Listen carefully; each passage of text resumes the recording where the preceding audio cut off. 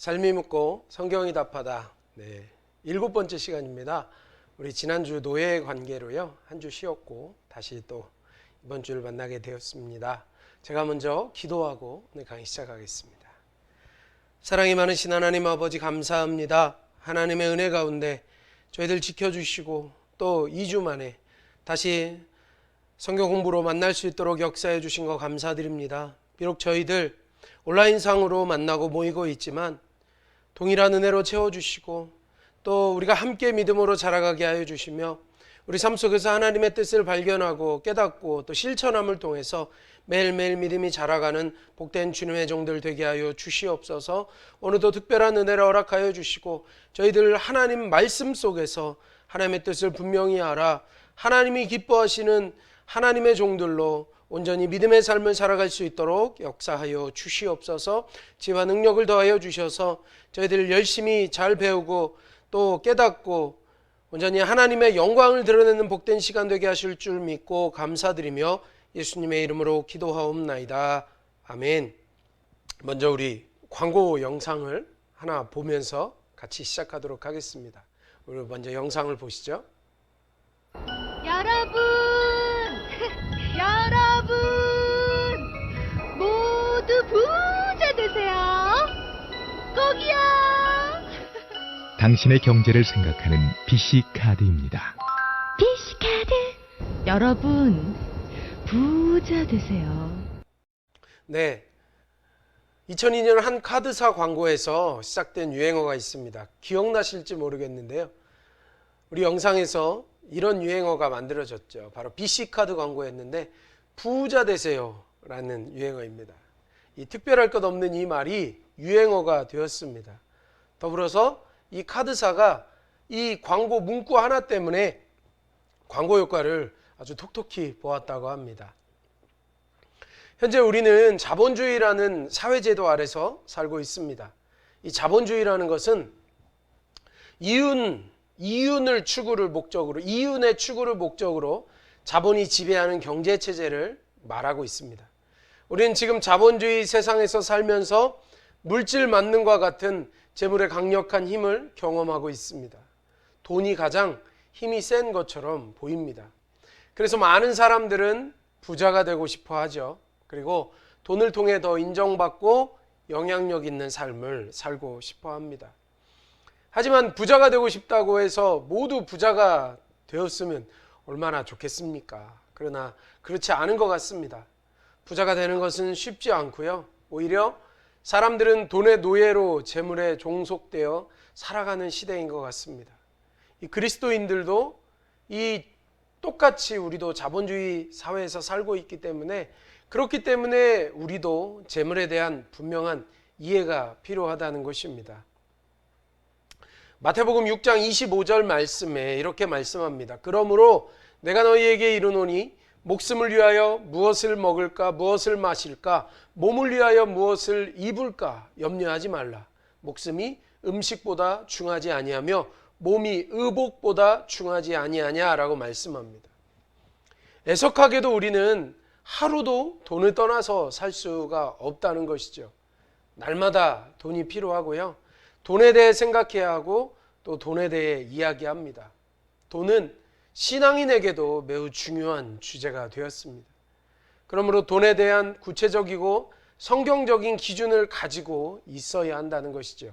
그래서 오늘은 우리가 재물에 관하여 또 돈에 관하여 어떠한 태도를 가져야 하는지 함께 공부해 보고자 합니다. 가끔 뉴스에서 경제와 관련된 이슈를 다룰 때는 중산층을 평균점이나 어떤 기준점으로 잡을 때가 많이 있습니다. 그래서 중산층 기준에 이게 부담이 된다 혹은 부담이 되지 않는다, 어떤 경제 수준을 말할 때 중산층을 기준으로 잡는데요. 그런데 각 나라의 중산층의 기준이 무엇인지 아십니까? 프랑스의 중산층은 외국어 하나 정도를 할 줄 알고 직접 즐기는 스포츠가 있으며 다룰 줄 아는 악기가 있고 또 약자를 도우며 봉사하는 이 봉사의 활동을 꾸준히 하는 계층을 중산층이라고 한답니다. 영국은요, 페어플레이를 하고 자신의 주장과 신념을 가지며 독선적으로 행동하지 않고 약자를 두둔하고 강자를 대응하며 불의와 불평, 또 불의와 불평등, 그리고 불법에 의연히 대처하는 계층을 말한다고 합니다. 뭔가 좀 기준이 다르다는 것이 느껴지시죠? 또 미국은 어떻겠습니까? 자신의 주장에 떳떳하고 사회적인 약자를 도우며 부정과 불법에 저항하고 테이블 위에 각 가정마다 테이블 위에 정기적으로 받아보는 어떤 비평지가 놓여있는 계층이라고 학교에서 중산층의 정의를 그렇게 가르쳐 준다는 것입니다. 그렇다면 우리나라는 어떨까요? 한국은 어떠할까요? 직장인들에게 설문을 해보니까 부채 없는 아파트 30평 이상을 소유하고 월 급여가 500만 원 이상의 차는 2000cc 이상의 중형차를 소유하고 있으며 예금액을 1억 원 이상을 보유하고 해외여행을 1년에 한 번 정도는 갈 수 있는 계층을 중산층이라고 말한다고 그 기준을 답했다고 합니다. 외국의 이 선진국들에서 말하는 이 중산층의 기준은 문화적 수준, 사회적 수준, 또 지적 수준을 기준으로 계층을 구분하려고 하는데 우리는 오직 경제적인 수준을 매우 강조하고 있다는 것이죠. 인생의 목표를 아파트 평수를 넓히고 남보다 좋은 차를 타는 것에 그것에 목표를 두고 사는 것처럼 아마 보일 것입니다. 그런데 한국의 사회적 분위기와 이 그리스도인인 우리가 그 어떤 사회적 분위기나 이 사람들과 그리스도인인 우리가 차이와 구별함이 있느냐 하는 것이 우리가 생각해 보아야 할 사항입니다. 어떤 분이 임종을 앞두고 이런 말을 했다고 합니다. 자신의 평생을 돌아보며 내가 일평생 이 땅에 살면서 겨우 화장실 개수만 늘리고 살았구나. 이렇게 한탄했다는 것이죠. 우리는 재물에 대한 어떤 인식과 어떤 신앙을 가지고 살아가고 있습니까? 8, 90년대에는 부자에 대한 아주 거부감이 강했는데요. 이 청빈한 삶이 그리스도인들에게 더 잘 어울린다라고 이렇게 생각했기 때문입니다. 그래서 재물을 불의한 것으로 인식했기 때문에 부자다 그러면 일단 비판부터 하고 보았습니다. 그런데 요즘은 이 그리스도인이 부자가 되는 것에 대한 이 인식이 많이 바뀐 것 같습니다. 우리 성도들도요, 일반적으로 성도들의 재물에 대한 인식이 큰 변화가 일어났다는 것이죠. 심지어 이런 움직임도 있습니다. 깨끗한 부자가 되어야 한다는 청부론을 주장하는 목사님도 있고요. 또 왕의 재정이라는 이 책의 인기와 더불어서 거룩한 부를 말하는 성부론을 말하는 분들도 있습니다. 또 우리는 11조를 강조합니다. 그런데 11조를 드리고 내게 있는 11조보다 9배나 많은 10분의 9는 누구의 돈이라고 생각하고 살아가고 있느냐 하는 것이죠. 그리스도인들은 모든 재물이 하나님의 것이기에 내 손에 있지만 당연히 10분의 9도 하나님의 것이다 라고 대답을 할 것입니다. 그렇지만 내게 있는 모든 재물을 하나님의 영광을 위해서만 사용한다고는 자신 있게 대답하지 못하는 것이 오늘 우리의 현실이 아니겠습니까? 사실 11조에 대해서는 설교로도 성경 공부로도 우리가 기준과 원칙을 명확하게 알고 있기 때문에 오늘은 저도 성경의 재정에 대해서 말하지만 오늘 11조에 대해서 헌금에 대해서는 우리가 다루지 않으려고 합니다. 너무 많이 또 잘 알고 있기 때문이에요. 그러나 10분의 9, 10분의 1을 드린 나머지 10분의 9에 대해서는 특별히 일상생활에서의 돈의 사용에 대해서는 각자가 그냥 알아서 지혜롭게 양심적으로 올바르게 사용해야 한다 정도로만 우리가 생각하고 있다는 것이죠. 그래서 한국교회 성도들의 큰 딜레마는 주님의 뜻대로 돈을 버는 것과 더불어서 주님의 뜻대로 돈을 사용하는 것이 무엇인가 우리 안에 명확한 기준이 세워지지 않았다는 것입니다. 그렇다면 먼저 첫째로요, 돈이란 무엇인가, 돈의 실체가 무엇인가를 우리가 알아야 할 것입니다. 어느덧 5월입니다. 이번 주일은요, 또 어버이 주일, 특별히 5월 8일 주일이 어버이날입니다. 어버이날은 또 특별한 의미가 있죠. 저도 아직은 드려야 하는 입장인데요. 아마 강의를 들으시는 대부분의 성도님들은 받으시는 입장이 아니실까 생각합니다. 이제 이번 주말이면 자녀들이 어버이날 선물을 할 텐데요. 우리 성도님들은 어떤 선물을 받고 싶으십니까? 뭐니 해도 머니가 최고다, 이런 말이 있죠. 역시 가장 좋은 선물은 현찰이 아닐까 생각합니다.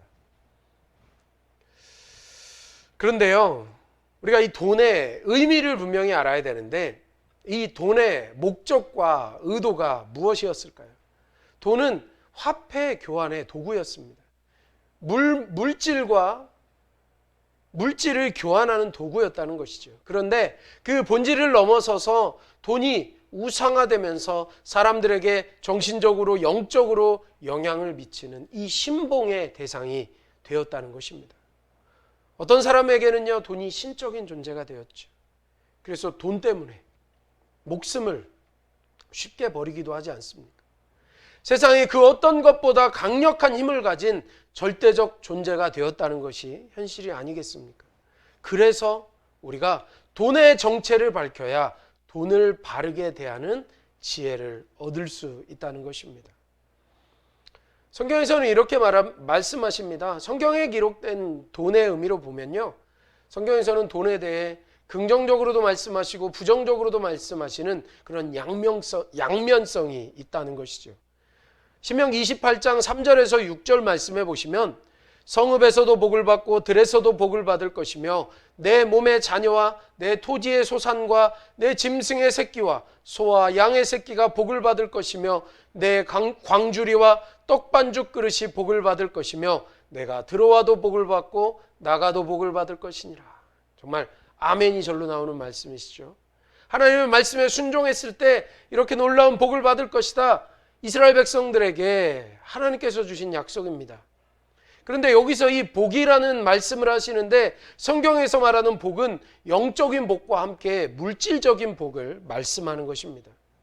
하나님께서 복으로 재물을 허락하신다라고 약속하셨어요. 그래서 물질은 축복의 도구가 되는 것입니다.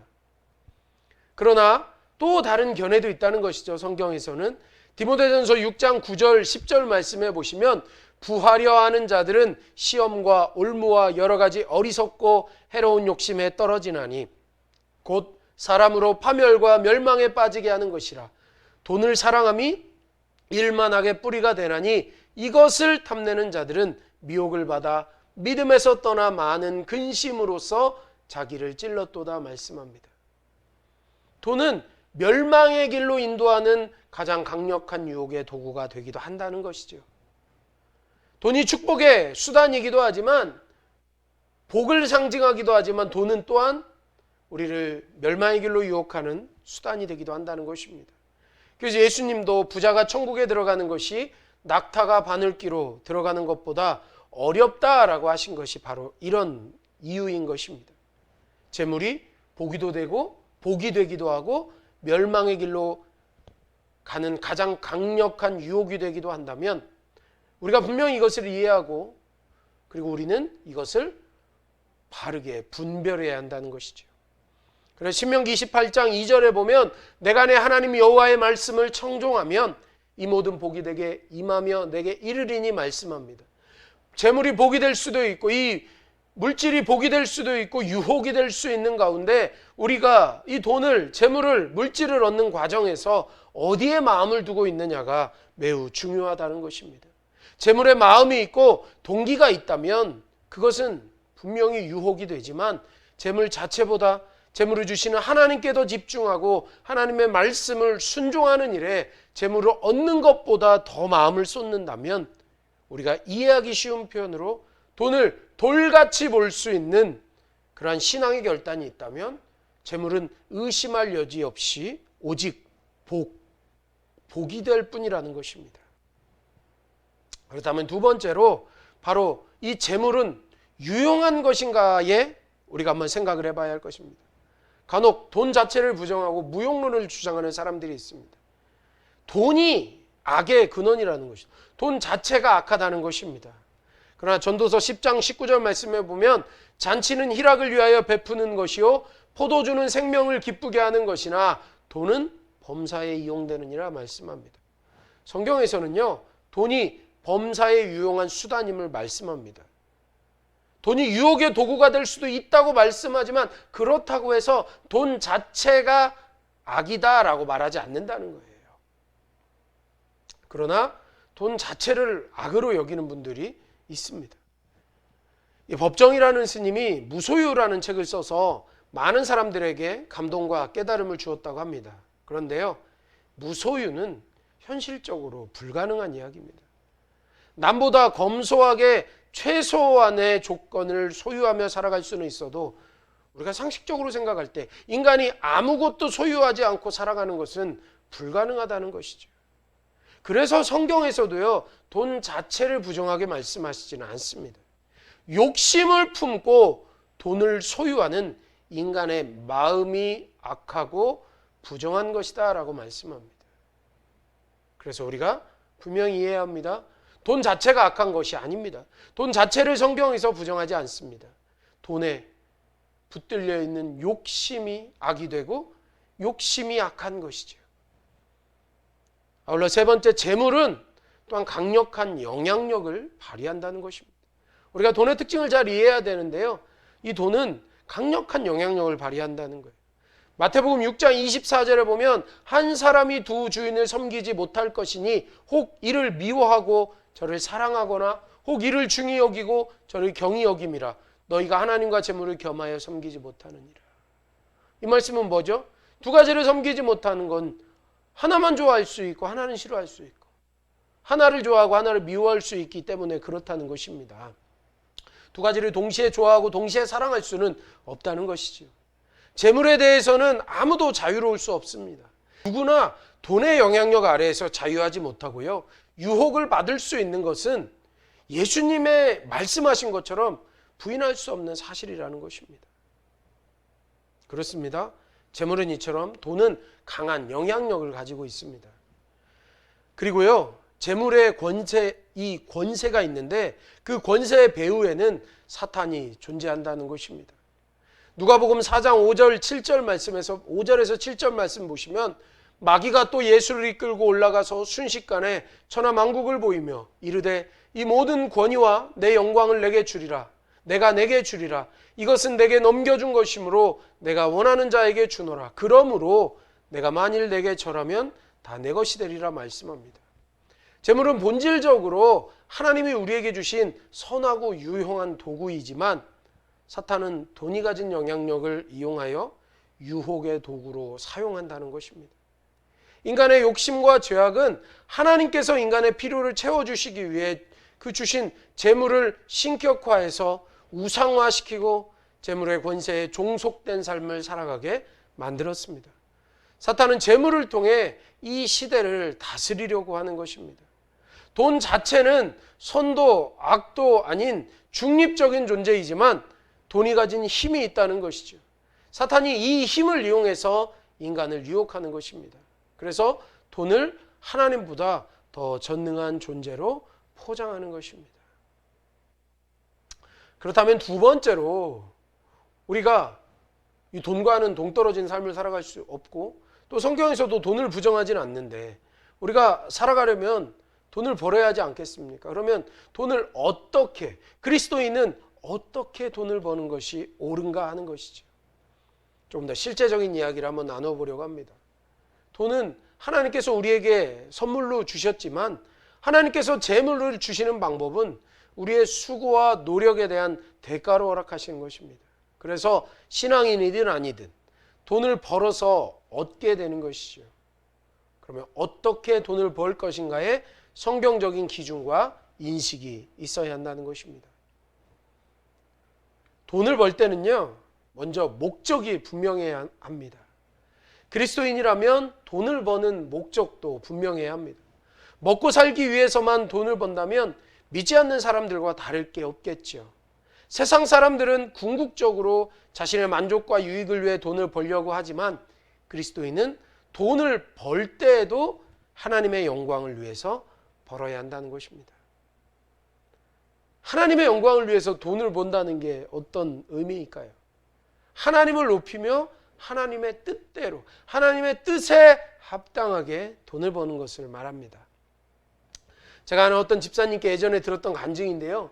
이분이 대기업에 다니시다가 IMF 때에 그 다니던 회사에서 정리해고를 당하셨답니다. 근데 시대가 그 시절이 그러지 않았습니까? 재취업이 힘드니까 퇴직금을 가지고 사업을 해야겠다라고 생각하고 있었습니다. 근데 뭐 그때도 지금도 그렇지만 그때도 자영업이 쉽지 않으니까요. 어떤 업종을 선택해야 돈을 벌까라고 생각을 했답니다. 그런데 이분이 퇴직하고 실직한 이후에 같이 실직한 동료들을 자주 만났는데 이분이 믿음이 좋은 분은 아니었어요. 그러니까 이 술집 이런 주점에서 동료들을 만나 술을 먹을 때가 많이 있었답니다. 그런데 본인이 보니까 모임을 하는 가운데 보니까 술집이 장사가 뭐 시절이 어렵다고 하지만 그래도 술집은 장사가 잘 되는 것처럼 보이더랍니다. 그래서 그래 내가 술집을 좀 차려야 되겠다 생각했습니다. 그래서 그분 부인이 권사님이신데요. 권사님이 그 당시에는 집사님이셨는데 이분이 믿음이 좋으니까 남편한테 술집을 차리려면 이혼하자라고까지 하셨대요. 그런데 기어이 자신의 그 예전의 직장 근처에다가 이분이 술집을 개업했다고 합니다. 근데 참 재미있는 건 이분이 신앙은 부족해도 그래도 그 당시에 집사님이시니까 시작하면서 하나님께 이렇게 기도했대요. 하나님, 제가 사업을 시작할 건데요. 사업 잘 되게 해주시면 헌금도 많이 하고 선교도 하고 하나님이 이를 위해 많이 바칠 테니까 제 사업 좀 잘 되게 해주십시오. 이렇게 기도했답니다. 하나님이 이 기도를 들으셨을까요? 과연 술집이 잘 됐다면 어떻게 될까요? 신명기 23장 18절에 보시면요. 이렇게 말씀합니다. 창기가 번 돈과 개 같은 자의 소득은 어떤 서원하는 일로든지 내 하나님 여호와의 전에 가져오지 말라. 이 둘은 다 내 하나님 여호와께 가증한 것이니라 말씀합니다. 방금 전 그 집사님처럼 하나님께 잘못된 서원을 하시는 분들이 많이 있습니다. 내가 하는 일을 통해 하나님을 드러내고 나타내고 증거하며 하나님 앞에서 지혜롭고 충성되고 선한 의도와 방법을 통해 돈을 벌어야 하나님께서 기뻐하시고 영광 받으신다는 것이죠. 개같이 벌어서 정승같이 쓴다는 말은요, 하나님 보시기엔 절대 합당한 말이 아니라는 것입니다. 신앙적이지 않은 표현인 것입니다. 그렇습니다. 그리고 또한 우리는 돈 버는 목표가 분명해야 한다는 것이죠. 우리가 목표를 세울 때 우리가 분명히 기억해야 할 것이 있습니다. 바로 성경적 기준을 가지고 목표를 세워야 합니다. 우리는 돈을 많이 버는 것보다 더 중요하게 여겨야 할 것이 하나님께서 기뻐하고 원하시는 뜻이 무엇인가? 내가 추구하는 것들이 하나님의 뜻에 합당한 것인가를 분별해야 합니다.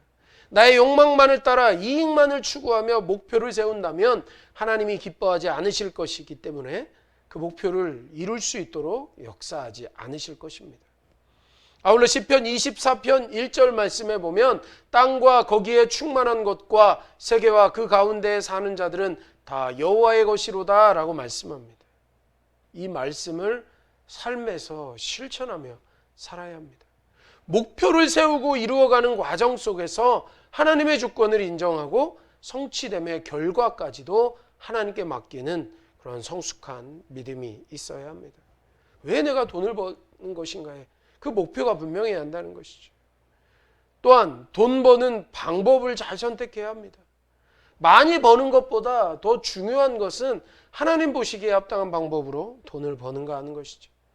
사업을 하는 많은 그리스도인들이 세금 신고 문제로 그것 때문에 제일 고민하고 또 탈세로 인해 죄책감에 시달리는 그러한 일이 많다고 합니다. 절세라는 이름으로 행해지는 탈법들이 많다는 것이죠. 그리고 돈을 벌기 위해서 비윤리적인 행위를 하는 사람들이 많이 있습니다. 더 많은 이익을 남기기 위해 품질이 떨어지는 것을 속여서 판다든지 정직하지 못한 방법으로 거래를 하는 경우가 많다는 것이죠. 세상에서는 영업의 기술이야 뭐 이것도 수단이야 라고 말하는 것들이 하나님께서 기뻐하지 않으시는 불법이 될 수 있다는 것입니다. 그리고 또 쉽게 빨리 많이의 유혹을 이겨내셔야 합니다. 쉽게, 빨리, 많이는요 하나님의 방법이 아닙니다. 성경에 어디 하나님께서 쉽게 하신다, 빨리 하신다, 무조건 많게 하신다라는 그러한 구절이 어디 있습니까? 하나님은 그렇게 일하시지 않으십니다. 하나님은 정당한 절차와 시간과 방법을 사용하여 쉽게 하시는 것도 하나님의 어떤 역사하심을 통해서 쉽게 하시는 거고, 하나님의 전지적인 능력을 통해서 빨리 하시고 많게 하시는 것이 우리의 인간적인 생각 속에 쉽게, 빨리, 많이는 절대 합당하지 않다는 것입니다. 이것은 자칫 사기를 행하게 될 수도 있습니다.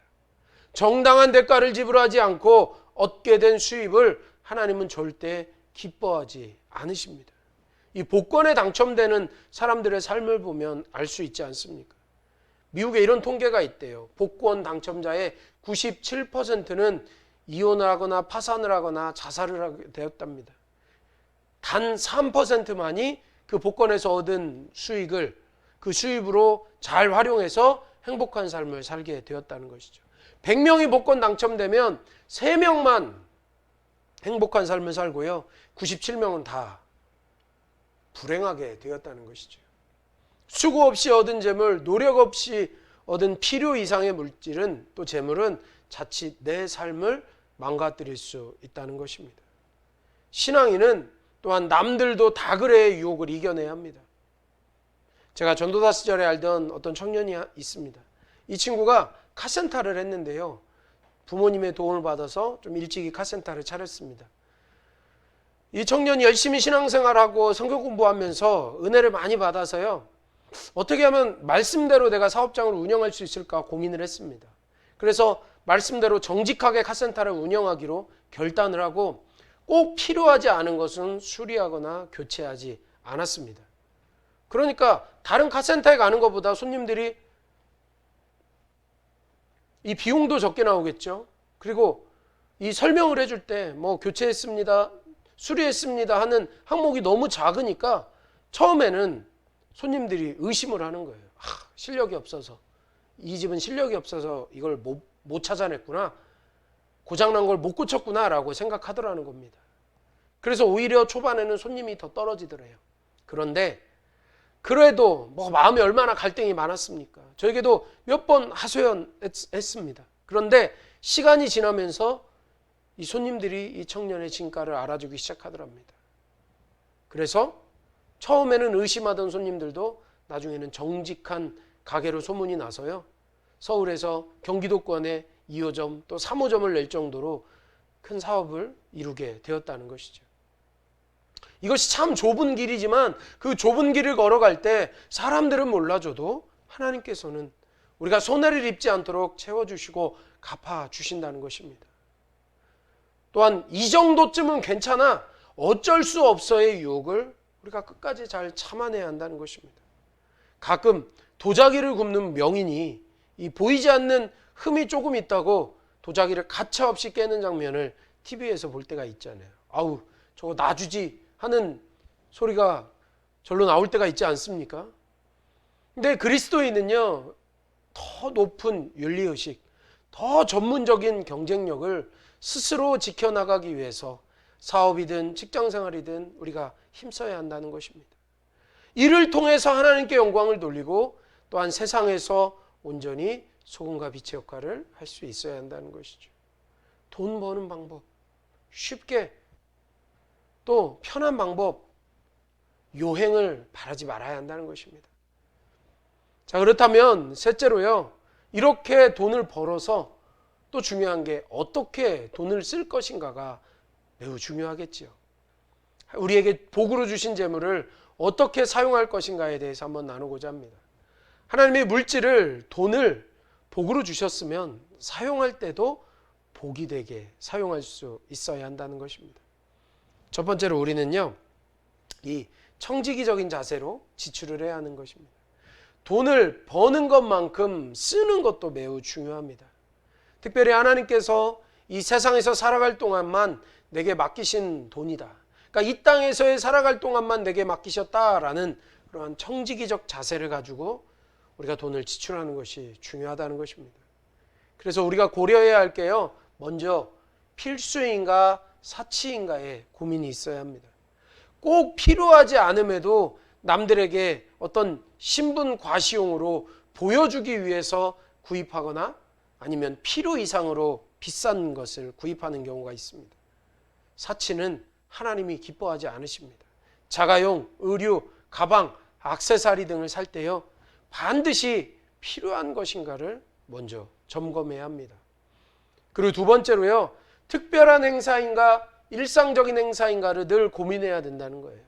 그리스도인은 모든 지출에서 검소해야 하지만 그렇다고 속된 표현으로 늘 궁상맞게 살아야 한다는 것은 아닙니다. 쓸 땐 쓸 줄 알아야 하는 것입니다. 특별한 일이 있을 때는요, 과감하게 소비를 할 줄도 알아야 되는 거예요.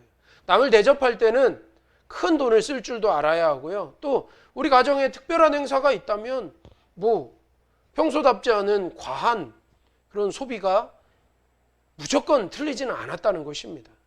그러나 이것이 특별한 일이 되지 않고 일상적인 일이 되면 그것은 하나님이 기뻐하지 않으시는 잘못된 일, 이 과소비가 되지 않도록 우리가 늘 점검해야 한다는 것입니다. 세 번째로요, 재능과 직업에 관계된 지출인가 아니면 체면과 신분 유지를 위한 지출인가를 보아야 합니다. 음악가나 스포츠 선수들 같은 경우에는 필요에 따라서 아주 비싼 악기나 장비들을 구입해야 하는 경우가 있습니다. 형편이 여의치 않은데 형편에 어울리지 않는 그러한 장비나 악기를 구입해야 될 때가 있어요. 이건 어쩔 수 없는 불가피한 경우잖아요.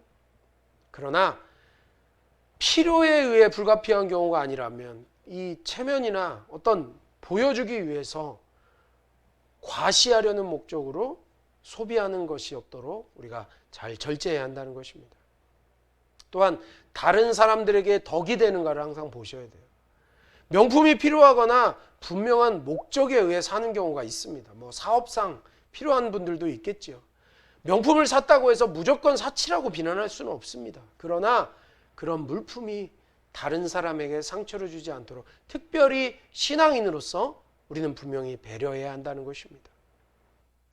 그리고 우리가 이웃을 위해서 또 물질을 사용하고 있는가를 잘 돌아보셔야 합니다.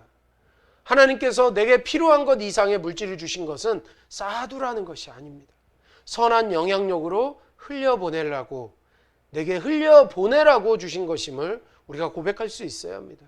금액의 많고 적음을 떠나 이웃을 섬기고 사랑의 표현으로 구제하는 일에 참여하는 것이 좋습니다. 특별히 어린아이 때부터요, 남을 돕는 일에 직접적으로 동참할 수 있도록 훈련을 시키시는 것이 필요하다는 겁니다. 그리고 하나님 나라에 도움이 되는가를 잘 살피셔야 합니다. 하나님께서 복을 주신 것은 나만을 위한 것이 아니라 나를 통로로 사용하시기 위함임을 삶으로 고백해야 한다는 것이죠.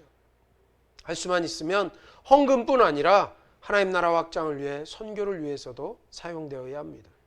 제가 아는 어떤 장로님은요, 온 가족이 태국의 이 치앙마이에 있는 한 교회, 그 한 선교지를 정해서요, 교회 건축도 해주고 또 선교를 위한 재정, 이 선교사님의 사례도 직접 후원하고, 근데 그 선교비 명목을 가족의 이름으로 함께 선교를 감당한다는 것입니다.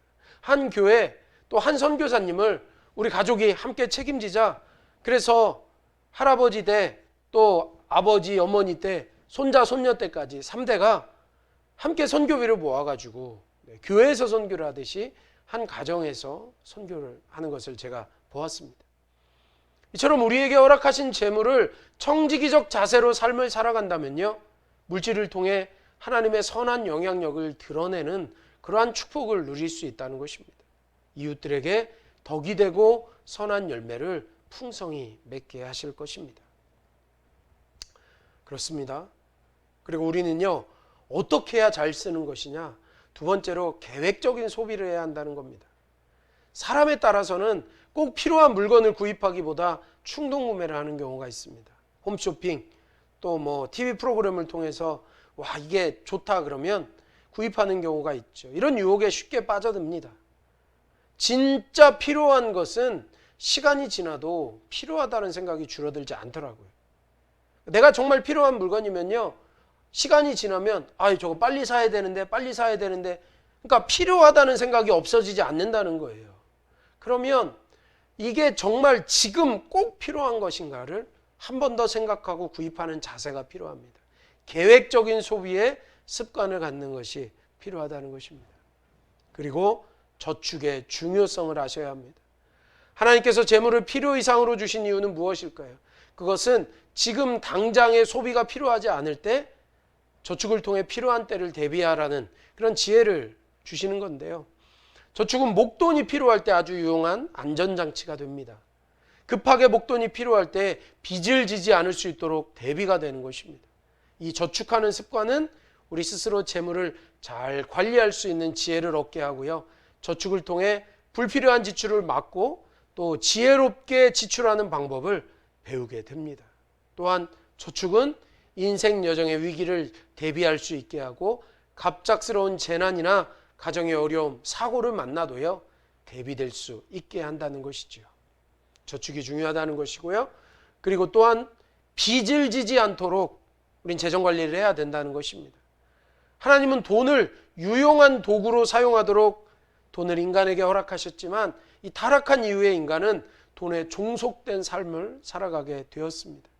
물질에 종속된 삶을 살지 않기 위해서 신앙인은 빚지지 않는 삶을 살아야 한다는 것입니다. 그리고 아울러서 이 지출에 대한 좋은 습관을 평소에 자꾸 연습해야 된다는 거예요. 돈을 사용하는 것을 보면 각자 습관을 따라서 이 나름대로의 규칙을 가지고 있음을 알게 됩니다. 내가 어떤 상황에서 어떻게 돈을 쓰는지 우리 스스로 점검이 된다는 거예요.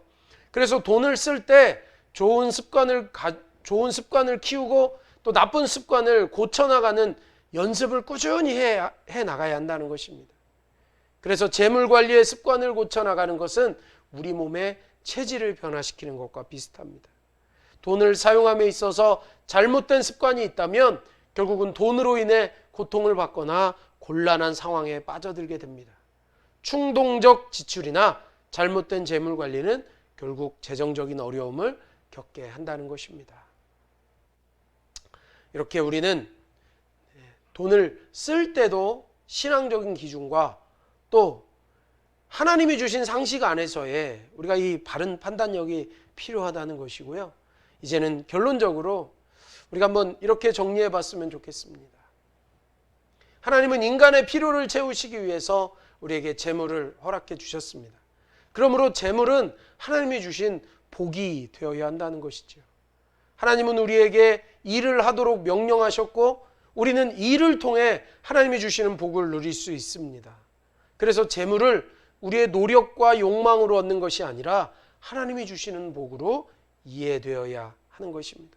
아울러 우리는 재물의 소유권이 하나님께 있음을 인정해야 하고요.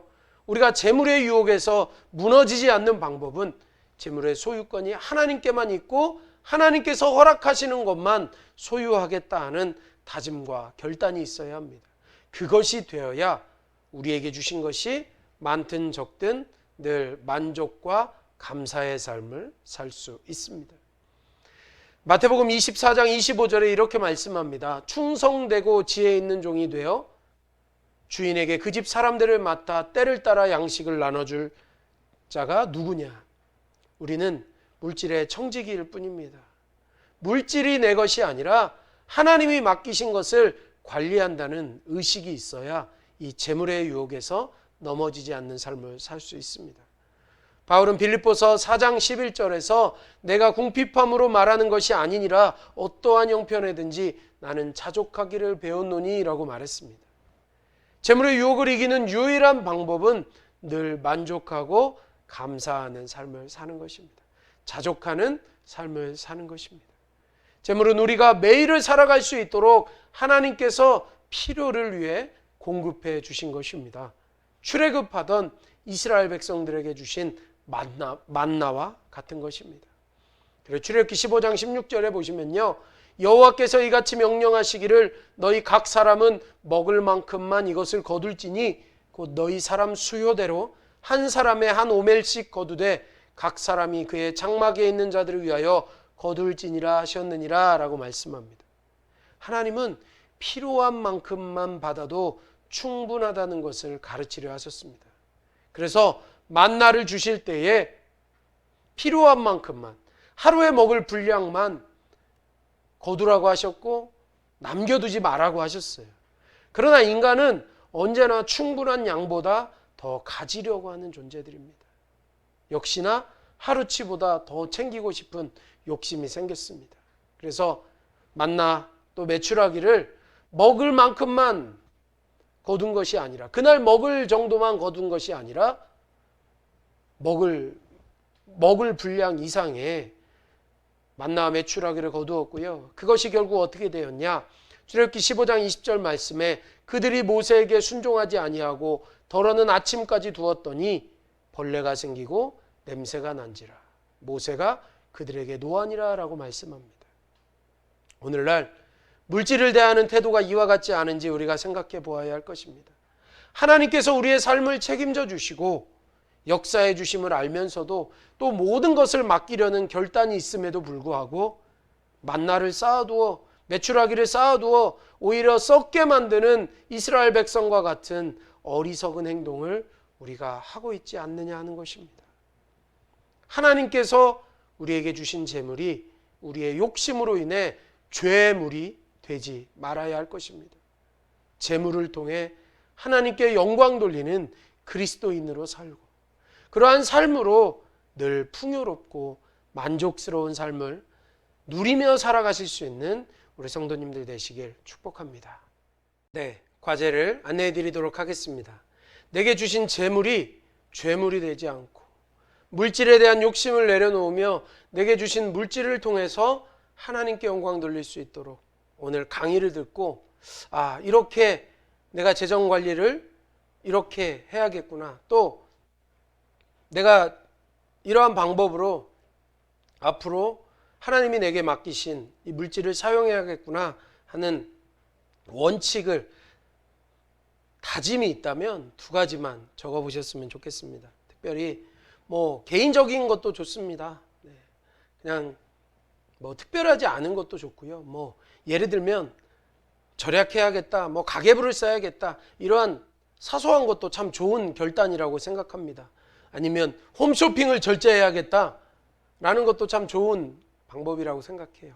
저축을 해야겠다, 이런 것도 참 좋은 다짐이라고 생각합니다. 두 가지, 우리가 어떻게 내게 맡기신 재정을 잘 관리해야 하나님이 기뻐하실 것인지 우리의 다짐을 두 가지만 적어보셨으면 좋겠습니다.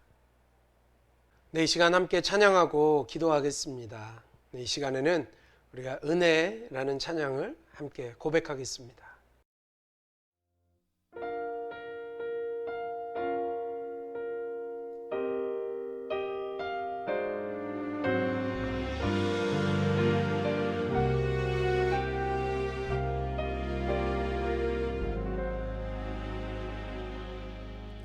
내가 누려왔던 모든 것들이,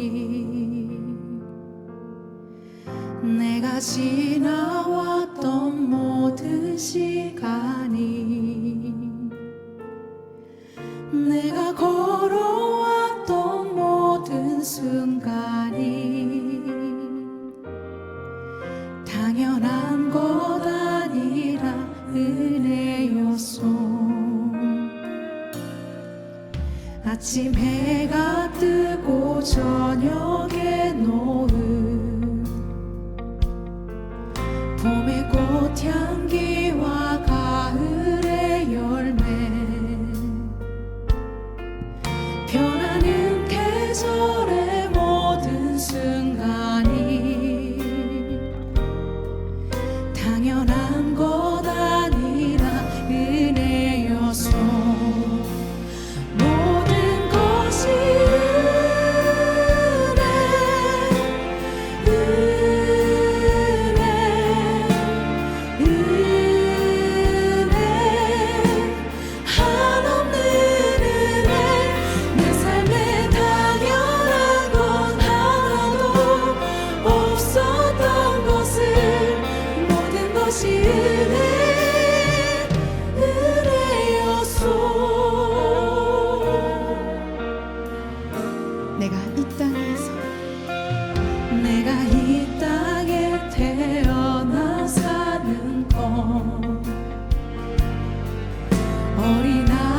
시절과 지금까지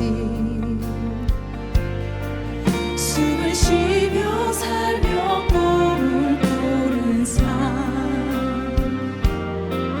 당연한 것 아니라 은혜였소. 내가 하나님의 자녀로 살며 오늘 찬양하고 예배하는 삶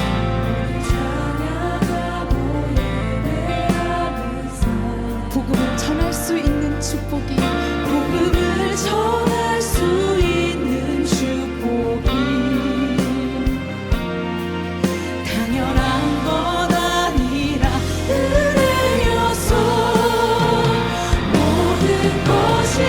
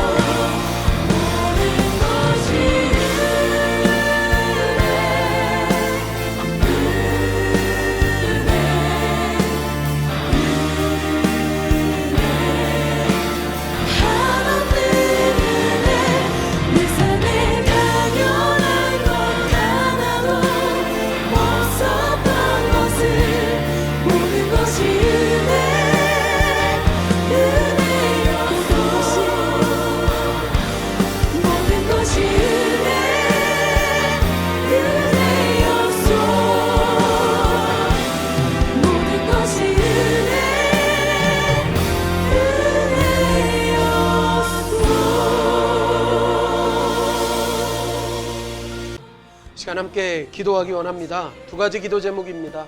내게 주신 재물은 하나님이 복으로 주신 것이고 하나님께서 나에게 청지기로서의 사명으로 이 허락하신 물질을 잘 관리하며 하나님께만 영광 돌리게 해달라고 기도하시고, 두 번째로 물질에 대한 욕심에 사로잡히지 않게 하시고 정직하고 공의로운 방법으로 수입을 얻으며 모으고 쌓아두기보다 나누고 베풀고 하나님의 영광, 하나님의 일, 하나님의 사업을 위해서 사용하기를 기뻐하는 믿음의 삶을 살게 해달라고 이 시간 같이 기도하겠습니다.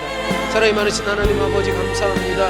내게 주신 이 모든 재물들 하나님의 복으로 주신 것, 또한 청지기의 사명으로 맡겨주신 것 하나님 온전히 깨닫게 하여 주시고, 이것이 내 것임을 주장하지 않게 하여 주시고 하나님의 것임을 인정하며 하나님의 뜻에 합당하게 하나님이 기뻐하시는 방법으로 사용할 수 있도록 역사하여 주시옵소서. 나를 위해 쓰는 것이 아니라 하나님의 영광을 위해, 하나님의 나라와 확장을 위해 믿음으로 사용할 수 있는 결단 허락하여 주시고 인도하여 주시옵소서. 하나님, 우리가 우리 마음의 물질에 대한 욕심을 내려놓게 하여 주시고 그 모든 욕심이 사라지게 하여 주셔서 하나님 정직하고 공의로운 방법으로 또 수익을 얻을 수 있도록 역사하여 주시옵소서. 그리스도인들답게, 신앙인들답게 하나님 세상과 구별된 방법으로 사업과 또 우리의 직장에서의 모든 일들을 감당하게 하여 주시고 정당하고 공의로운 방법으로 수익을 얻을 수 있도록 하나님 역사하셔서 하나님께서 받으시기에, 우리가 하나님께 드리기에 부끄럽지 않은 재물들로 하나님께 영광 돌릴 수 있도록 하나님 역사하여 주시옵소서.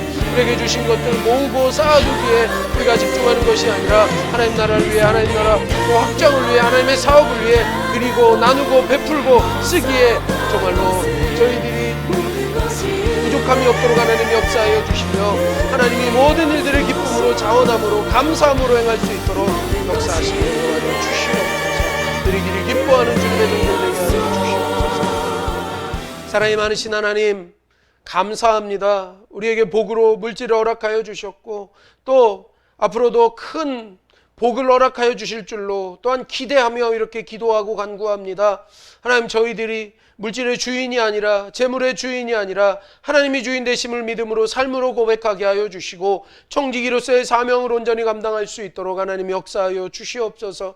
이를 위해 물질의 인간적인 욕심을 품지 않게 하여 주시고 물질에 붙들리지 않게 하여 주시고 물질에 시험 들지 않게 하여 주시고 물질에 연약하여지지 않게 하여 주셔서 그 물질을 통해 하나님께 영광 돌리기에 부족함이 없게 하여 주시고 저희들이 모으고 쌓아두는 일에 집중하는 것이 아니라 나누고 베풀고 하나님의 사업을 위해 하나님의 영광을 위해 하나님 나라를 위해 사용하기에 드리기에 정말로 인색하지 않고 늘 기쁨으로 주님 앞에 헌신할 수 있는 하나님의 종들 되게 하여 주시옵소서. 우리를 통해 영광 받아주시고 하나님께 기쁨으로 드리고 온전히 바르게 물질을 관리함을 통해 하나님 거룩한 부자들 또 하나님 보시기에 기쁨이 되고 하나님께 영광 돌리는 주님이 기뻐하시는 부자의 삶을 살아갈 수 있는 저희들이 되게 하여 주시옵소서. 감사드리며 예수님의 이름으로 기도하옵나이다.